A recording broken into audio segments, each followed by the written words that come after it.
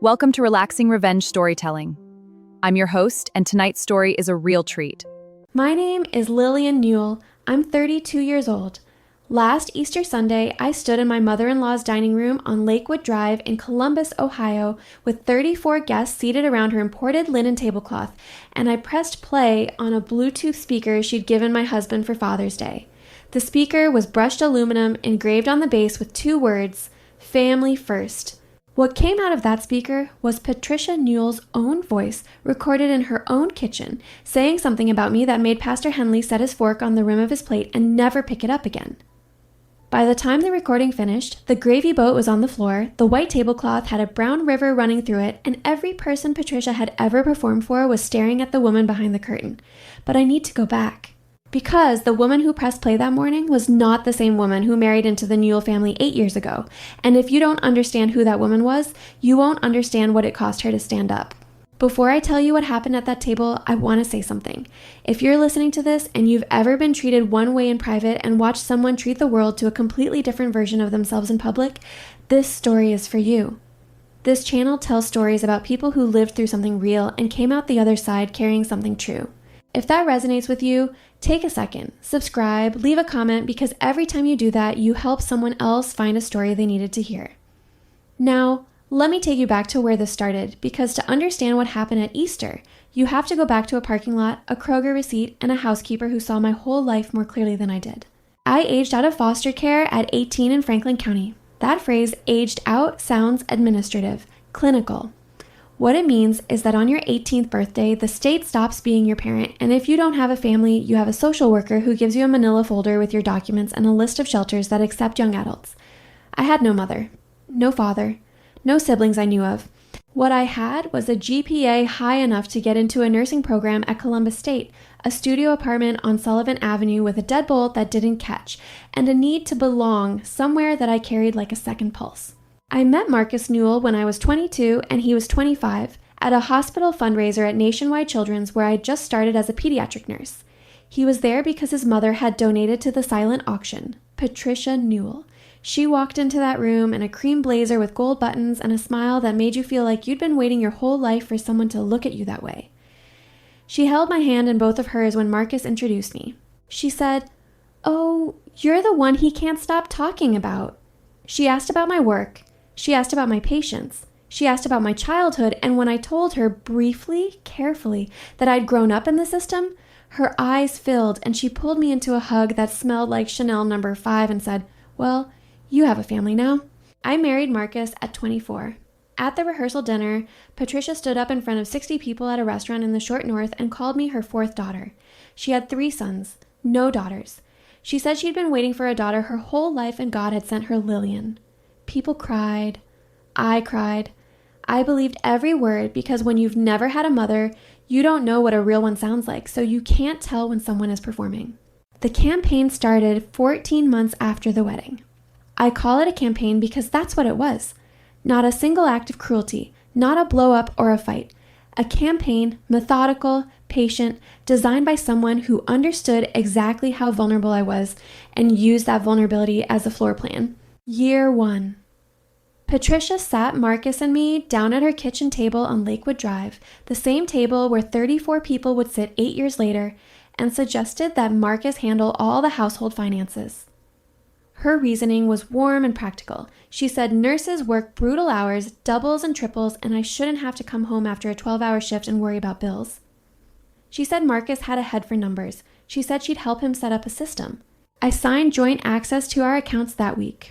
What I didn't know was that the same week, the same day in fact, Marcus opened a brokerage account at Charles Schwab with Patricia as co-signer. The initial deposit was $12,000. Money Marcus told me was going into our savings. I didn't ask questions. I was 25. I had a husband who said he loved me and a mother-in-law who called me daughter, and I didn't know enough about what love looked like to notice the ledger that was already being built behind Patricia's smile. Year 2. I was working a night shift at Nationwide Children's Floor 3 Pediatric Oncology, the kind of shift where you hold a 4-year-old's hand while their parents sleep in a recliner and you watch their IV drip and you think about your own daughter at home, Ren, who was 2 then, sleeping in the room I'd painted lavender because Patricia said lavender was calming for babies. I came in at 6 in the morning and sat down at the nursing station to chart, and my coworker, Tammy, who I liked, who I trusted, looked up from her coffee and said, "Lillian, can I ask you something? Are you doing okay with money?" I said yes. Why? She said, "Oh, it's just someone at Bible study mentioned you struggle with finances. I just wanted to make sure you were all right." My face went hot under the fluorescent lights. I knew immediately. Patricia attended the same Bible study as Tammy.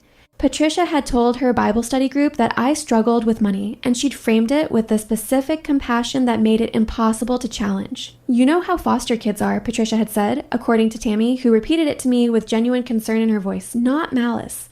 "That's how it works." Patricia didn't spread gossip. She expressed concern. She worried about me in front of people who would then worry about me too. And every person who worried about me became another brick in the wall she was building between me and credibility. I went home that morning and sat in my car in the driveway for 20 minutes. Ren was inside with Marcus. I could see the kitchen light on. I wanted to go in and say, "Your mother is telling people I can't handle money." But I could already hear what Marcus would say. He'd say Mom was just concerned. He'd say she didn't mean it that way. He'd say I was being sensitive, and the word sensitive would land on the bruise that was already forming, the bruise of being a foster kid who married into a family and should be grateful for the warmth she was given. So I went inside. I kissed Ren. I made breakfast. I said nothing. And Patricia's narrative about me settled into the community like groundwater, invisible everywhere, impossible to scoop out. Year 3. This is where the architecture gets structural. Patricia arranged for Marcus to transfer the house deed, our house, the 3-bedroom on Minerva Park that I was paying the mortgage on with double shifts, into Marcus's name only. She called it a tax strategy. She had her cousin, an attorney in Worthington, prepare a quitclaim deed. I didn't know what a quitclaim deed was. I don't say that with shame anymore, but I carried the shame of it for a long time. I was a nurse, not a lawyer. I signed a document I didn't understand because my husband handed it to me and his mother said it was routine, and the attorney, who was family, said it would simplify things. I signed away my home and my own kitchen table while Ren ate applesauce in her high chair. The Schwab account by this point held $89,000. Money I'd earned, money Marcus earned, money that should have been ours, funneled through what Patricia called the family investment account. She was co-signer. I was not on the account. I didn't know it existed. And here is the thing that kept me silent, the thing that made it work. In public, Patricia was magnificent. She threw birthday parties for Ren that the neighbors talked about for weeks. She brought homemade banana bread to the nursing station at Nationwide Children's and charmed every nurse on the floor. She volunteered at the church food pantry. She sat on the board of the country club. She organized the annual Easter brunch at her home on Lakewood Drive. 30-plus guests, china, crystal, the tulips from her garden arranged by color.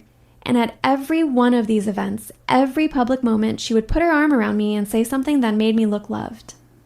"Lillian works so hard for this family. I don't know what we'd do without her. She's the daughter I always wanted."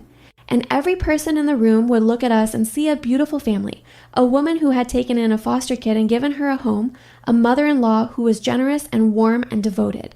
They saw what Patricia wanted them to see. And I stood inside that performance and smiled because what was the alternative? Tell them what happened in the car on the way home? Tell them that the woman who just toasted me in front of 30 people would ride in silence for 10 minutes and then say, without looking at me, "You wore that dress. You know it makes you look desperate." Tell them that the woman who called me daughter in public referred to me in private, to Marcus, as the foster girl? That phrase, the foster girl. I heard Marcus use it once on the phone with Patricia when he didn't know I was in the hallway. He said, "Mom, the foster girl is asking about the Schwab account again." He said it the way you'd refer to a tenant, something housed, not someone loved. Year 4 broke me. 3 things happened in sequence, and each one was worse than the last. First, I opened a credit card statement that arrived in a plain white envelope. The card was in my name. I had never applied for it. The balance was $14,200. The charges were from furniture stores, appliance showrooms, a custom tile company in Newark. I drove to Patricia's lake house in Buckeye Lake that weekend and saw the new kitchen. Quartz countertops, farmhouse sink, the exact tile from the statement. Marcus said Patricia had helped build our credit. He said it like he was doing me a favor. Second, I found out Marcus had changed his life insurance beneficiary from me to Patricia. The form was dated November 14th. The same afternoon, Patricia hosted our 7th anniversary dinner at her house. I sat at her table that night, eating her pot roast while she raised a glass and said, 7 years, and this family just keeps getting stronger. That same afternoon, Marcus had signed a form removing me as the person who would be protected if he died. Patricia had replaced me on paper while toasting me in person. That was the moment I understood that the ledger was not just financial, it was existential. Patricia was not just taking money. She was building a world in which I could be removed completely, and no one would notice because no one knew I was holding anything up. Third, and this is the one that broke the last flexible thing in me, Ren came downstairs one morning, 6 years old, hair tangled from sleep, and said, "Mommy, Grandma says you might have to go away for a little while, but she has my room ready. It has purple curtains." Ren said it in the voice of a child rehearsing someone else's script. My hands were holding a cereal bowl. I squeezed it so hard it cracked on the tile, not a dramatic shatter. A clean crack, the bowl splitting into two halves on the kitchen floor, milk and Cheerios spreading across the grout. That was the moment something hardened, not broke, hardened. Because 2 weeks later, Marcus served me a custody evaluation request, filed by Patricia's attorney cousin in Worthington, the same cousin who'd prepared the quitclaim deed. The petition cited financial instability, the credit card debt Patricia had manufactured, an erratic work schedule, the double shifts I worked to cover the mortgage that Patricia had redirected. She had built the evidence against me using the damage she had caused. She had set the fire and then called me a fire hazard. I stood in my bathroom that night after Ren was asleep and looked at myself in the mirror for a long time. I was 31. I weighed 122 pounds. I had circles under my eyes from working nights.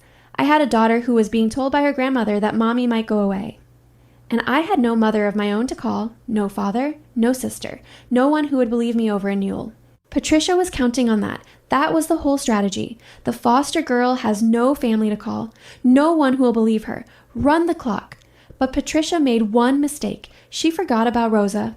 Rosa Molina had been Patricia's housekeeper for 11 years. She cleaned the kitchen on Lakewood Drive. She did the laundry. She polished the silver for the Easter brunch.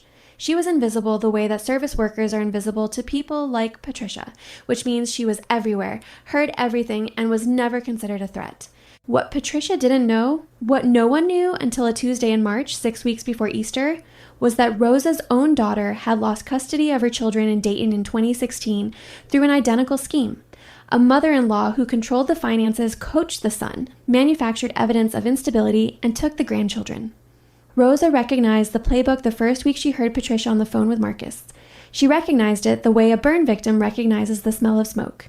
Rosa had been backing up Patricia's voice notes to Marcus onto a USB drive since month 3 of the campaign. Every Sunday, Patricia had Rosa erase the notes from Marcus's phone. Every Sunday, Rosa copied them first. 247 voice notes. 4 years. An entire architecture of manipulation recorded in Patricia's own voice on a USB drive the size of a thumb. Rosa found me in the Kroger parking lot on Chambers Road on a Tuesday evening in March.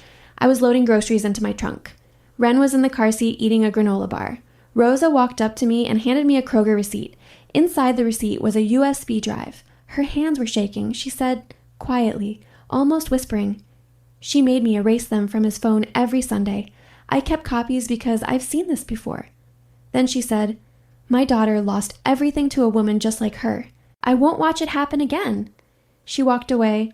She got into a tan Honda Civic and drove out of the parking lot, and I stood there with the receipt in one hand and the USB drive in the other and felt the ground shift under me in a way that I cannot describe, except to say that my fingers went cold before I even knew what was on that drive.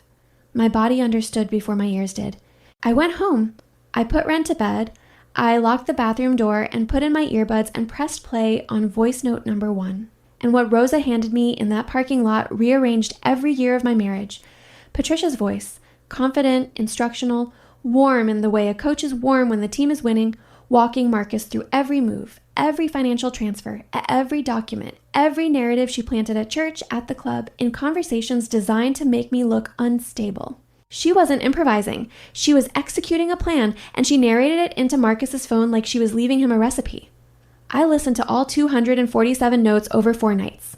I sat on the bathroom floor with a notebook and I charted them. Dates, amounts, names, instructions. I am a pediatric nurse. I chart for a living, I document symptoms and track patterns and record what I observe with clinical precision because children's lives depend on accuracy. Patricia did not know that the skill set she dismissed, the nursing career she belittled, the woman she called the foster girl, was the exact person equipped to dismantle her case file by file. Then, Danielle found me. Marcus's college ex-girlfriend Danielle sent me a message on Instagram that arrived like a key to a room I didn't know existed. She said, "Patricia ran the same playbook on me in 2015. She told Marcus I cheated so he'd come home to her house. I have the text." Danielle provided the template. With her text and my voice notes, I could see the escalation pattern across 4 years. Stage 1, isolate financially. Stage 2, control the narrative. Stage 3, manufacture evidence. Stage 4, take the child. Patricia had done this before. She would have done it again. For about 2 hours one night, I stared at Danielle's profile and wondered if she was feeding information back to Patricia. I wondered if this was another layer of the trap. If Patricia had sent Danielle to me to see if I was building a case. I sat with that fear and I let it move through me, and then I looked at the text Danielle sent, the specific language Patricia had used, and I recognized the voice. It was the same voice on the USB drive, the same cadence, the same patience, the same cruelty dressed in concern. No one could fake that consistency. Danielle was real. I had 6 weeks until Easter. 6 weeks to map 247 voice notes, organize 4 years of financial documentation, consult with an attorney who was not Patricia's cousin, and prepare myself to walk into the home of the woman who was trying to take my daughter and detonate her reputation in front of every person she'd ever performed for. 6 weeks to decide if I was willing to trade everything I'd suffered in silence for a single moment of truth in front of 34 witnesses.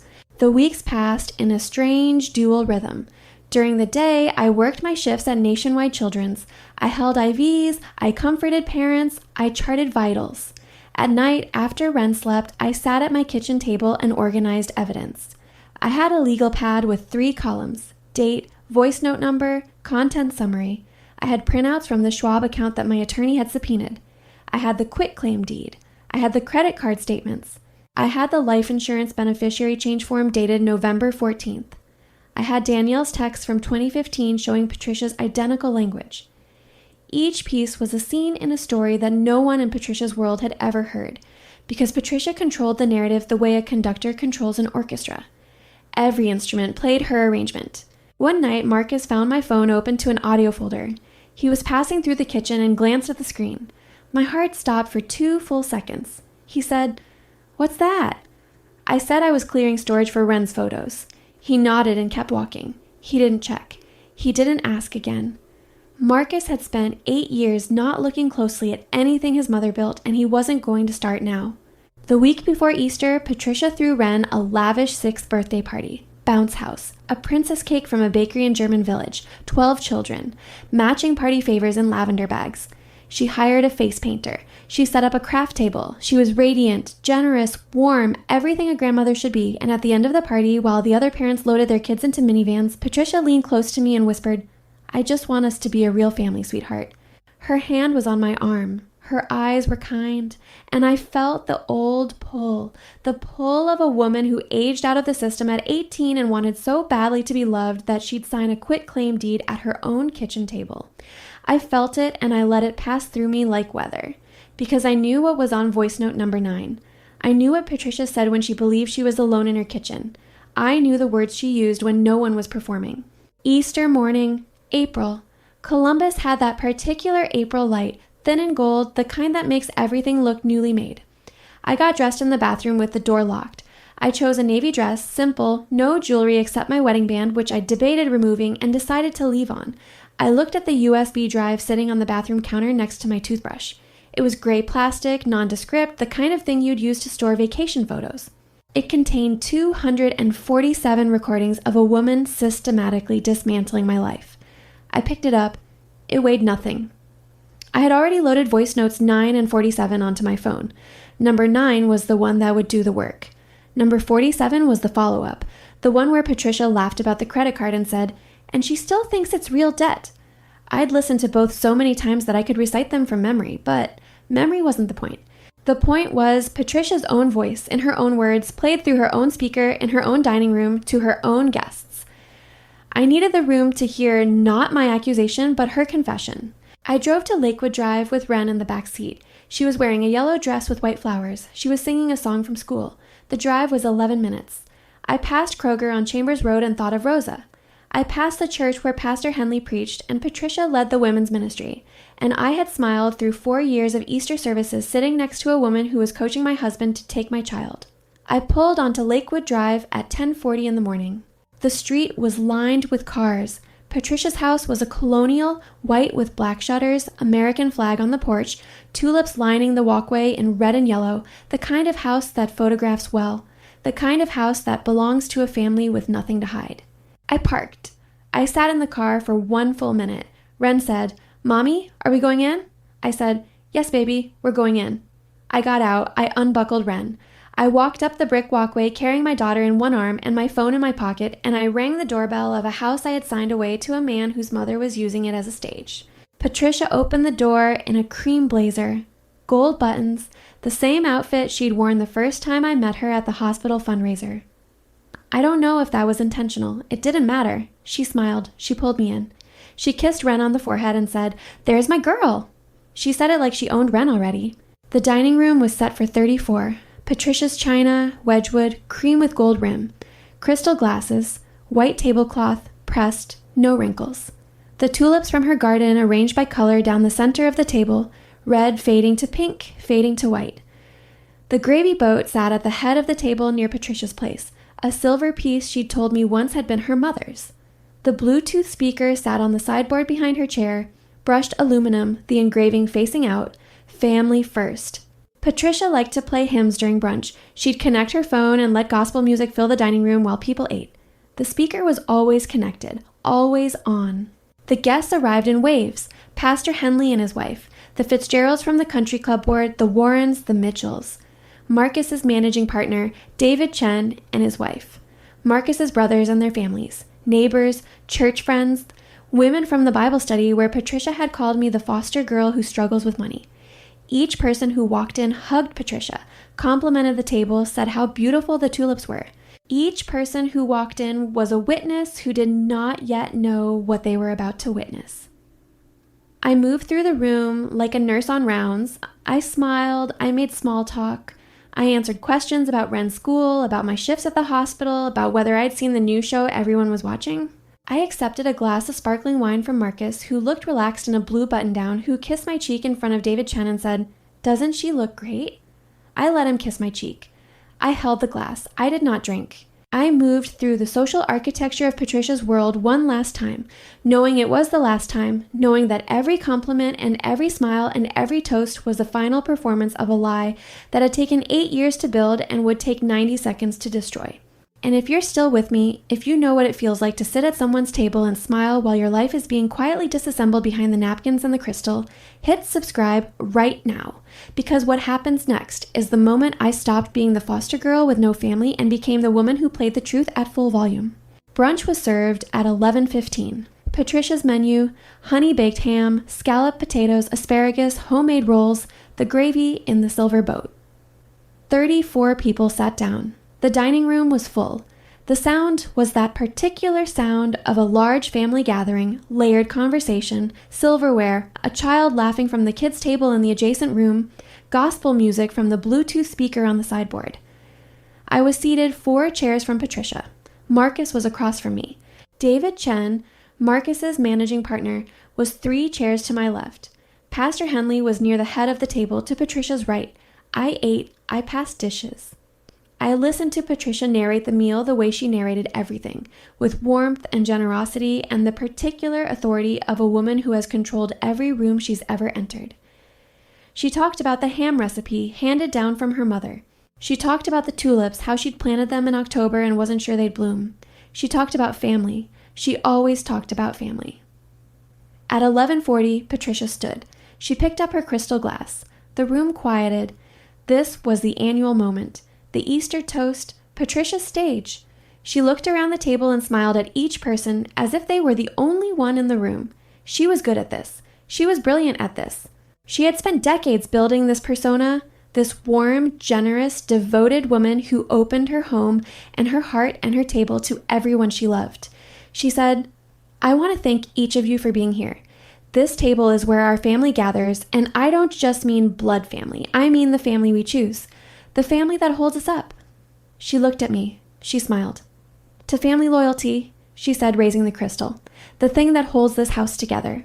33 glasses rose. I did not lift mine. I reached into my pocket. I opened my phone. My hands were steady, which surprised me because my heart was beating so fast I could feel it in my throat. I had already connected to the Bluetooth speaker through the settings menu while the ham was being carved.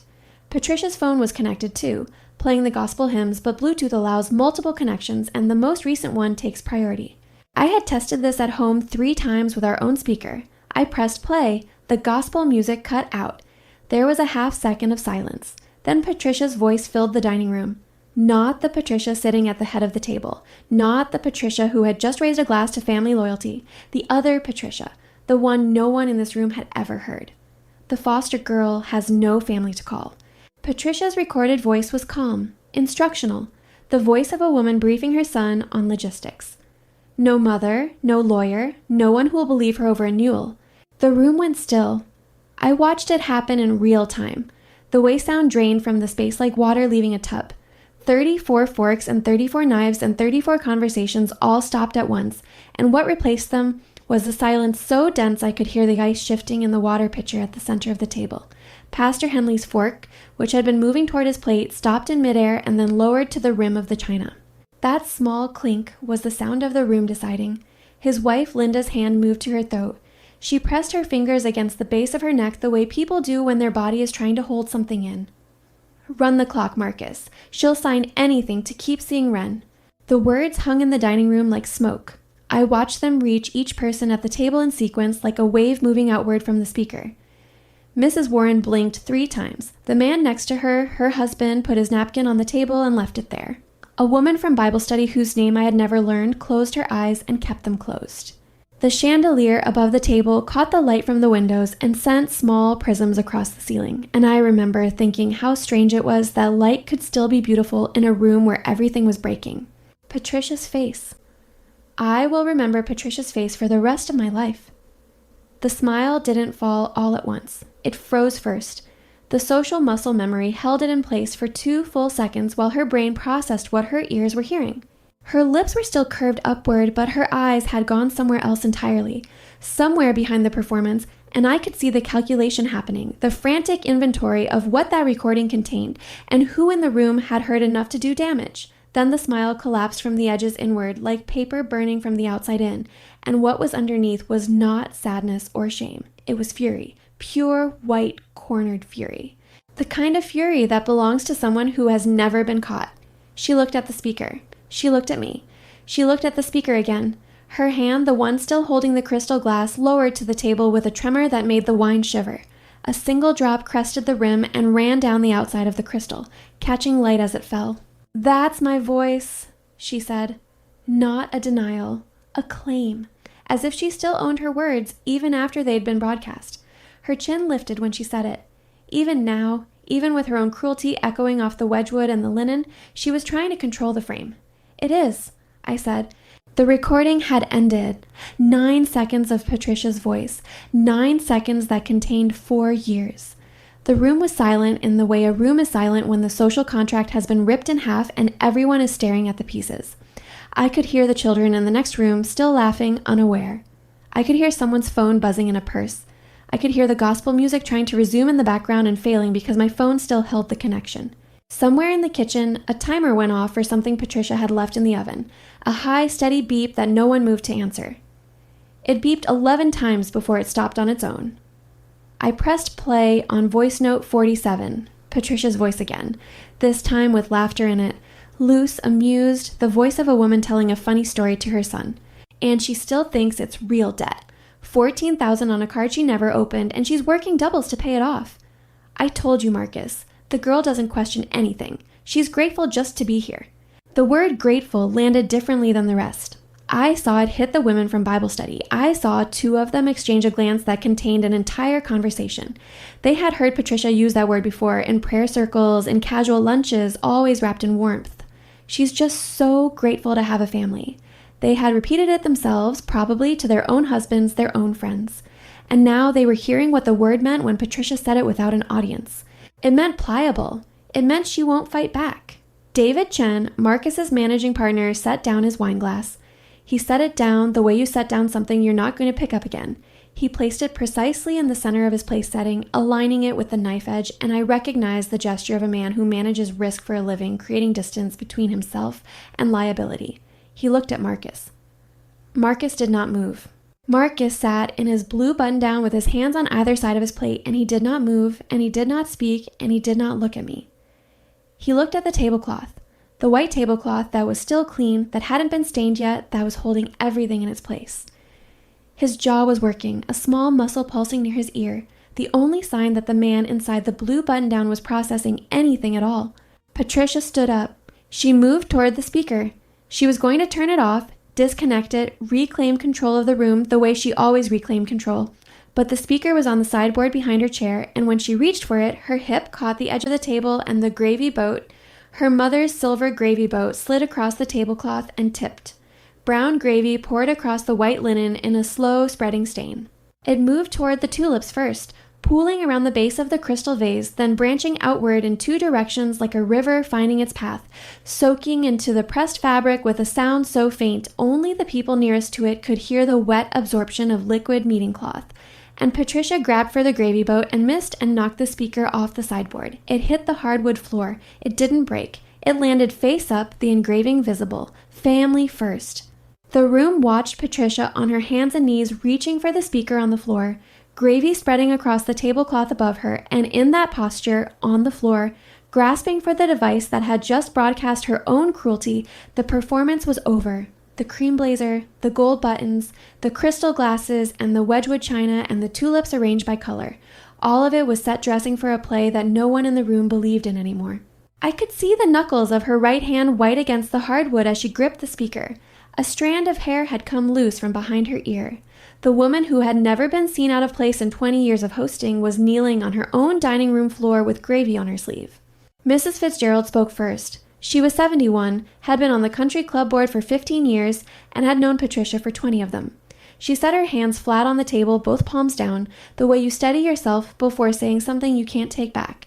She said very quietly, "Patricia, did you open a credit card in that girl's name?" Patricia stood up. She was breathing hard. A flush had climbed from her collar to her jaw.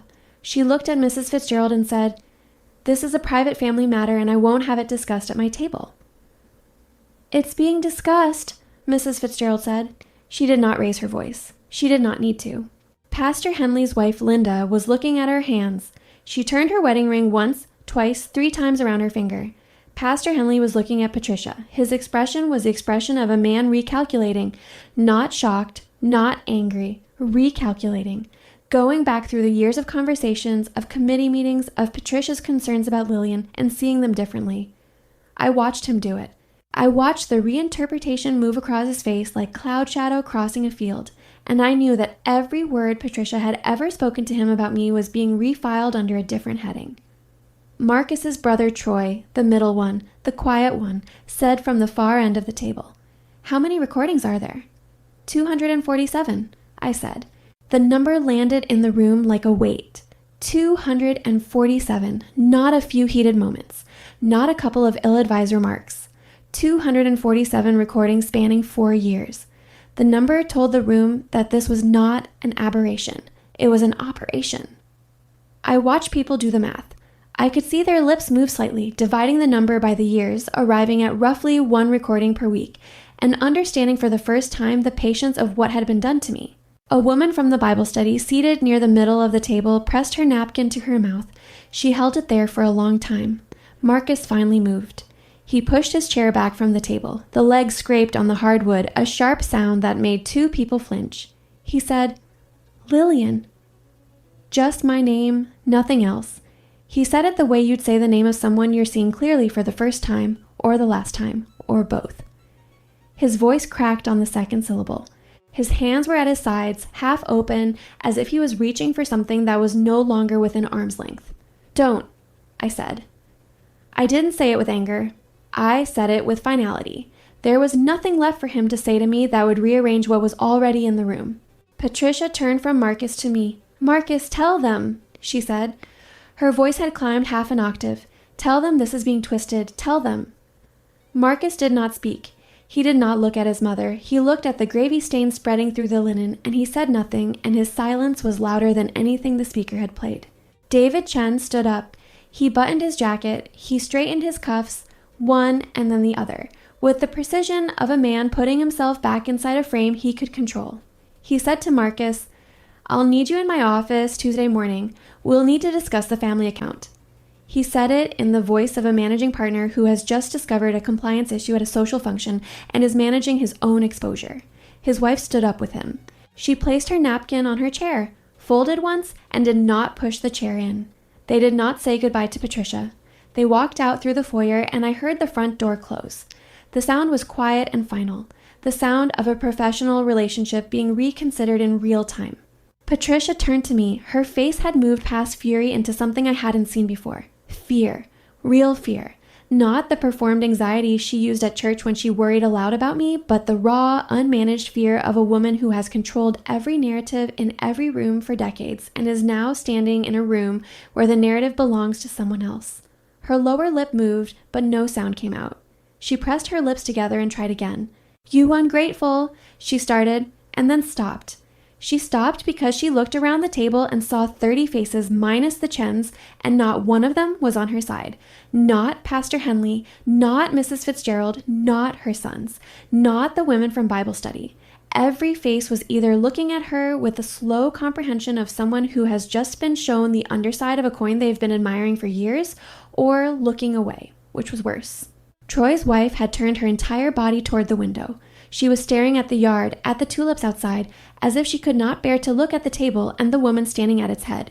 "I took you in," Patricia said to me. Her voice cracked on the word in. "I gave you a family. You gave me a role," I said.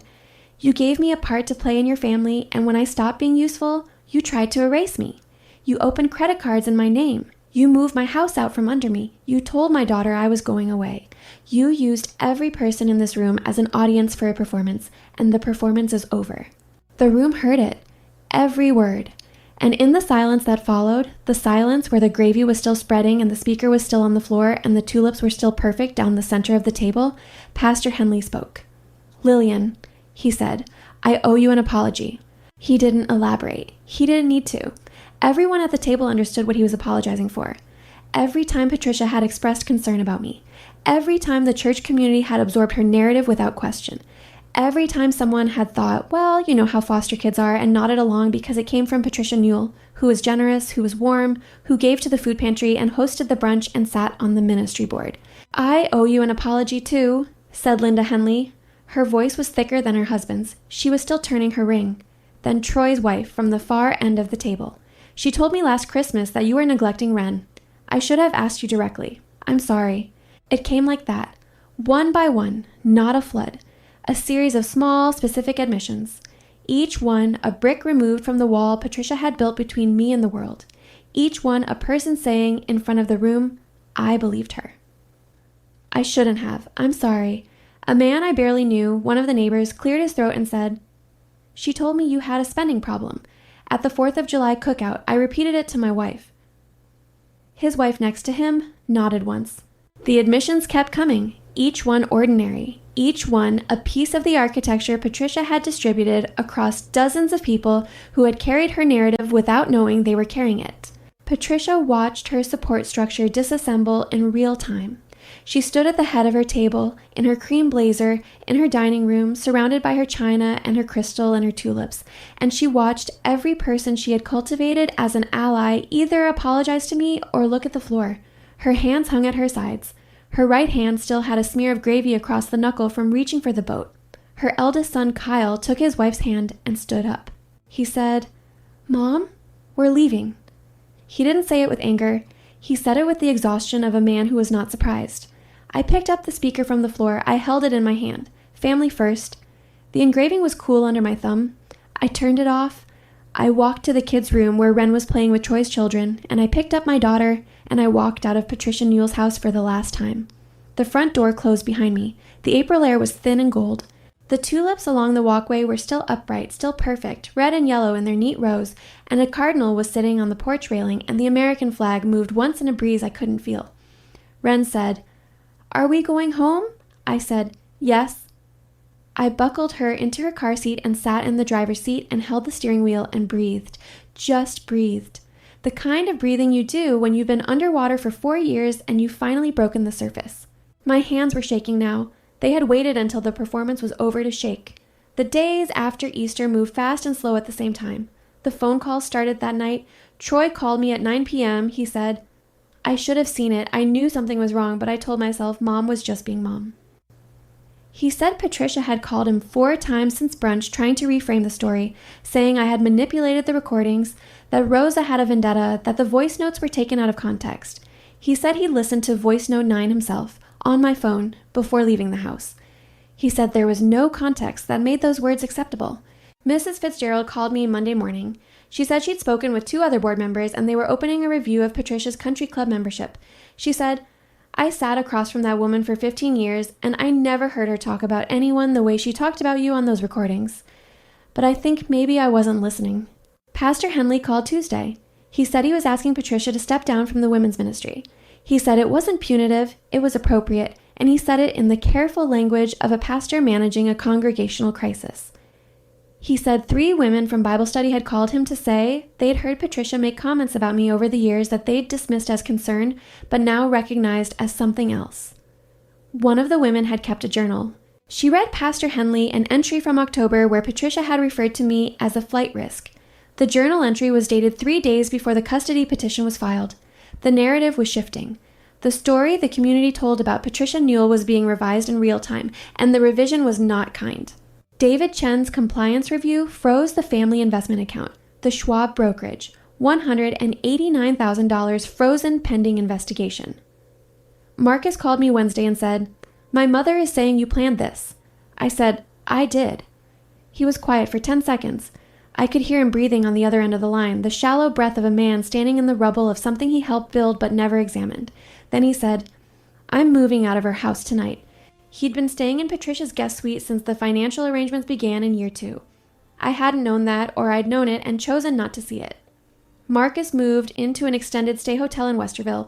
He didn't ask to come home. He knew there was no home to come to that included both of us. Patricia tried.